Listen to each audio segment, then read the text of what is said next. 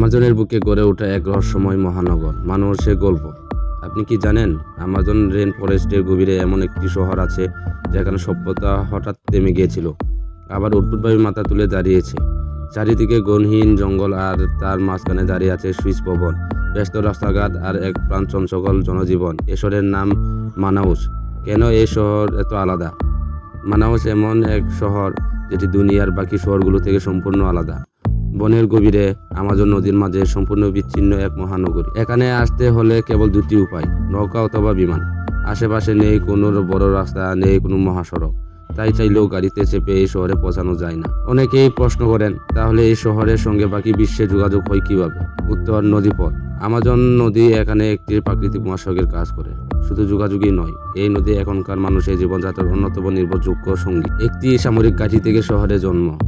1669 সালে পর্তুগিজরা আমাজন অববাহিকার একটি সামরিক ঘাঁটি স্থাপন করে, port de São José do Barra do Rio Negro.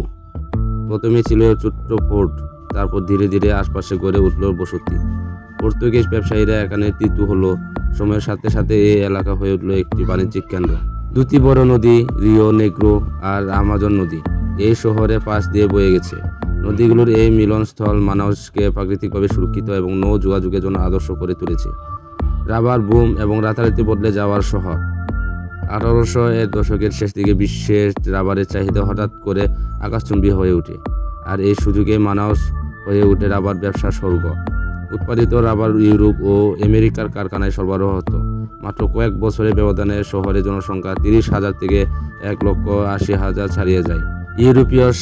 ইউরোপীয় স্থাপত্যে নির্মিত অপেরা হাউস, ধনীদের প্রাসাদ, বিলাসবহুল জীবনযাত্রা মানুষকে অন্য এক উচ্চতায় নিয়ে যায়। 1900 সালের শুরুর দিকে ব্রিটিশরা আমাজন থেকে রাবার গাছের বীজ পাচার করে দক্ষিণ পূর্ব এশিয়ায় নিয়ে যায়।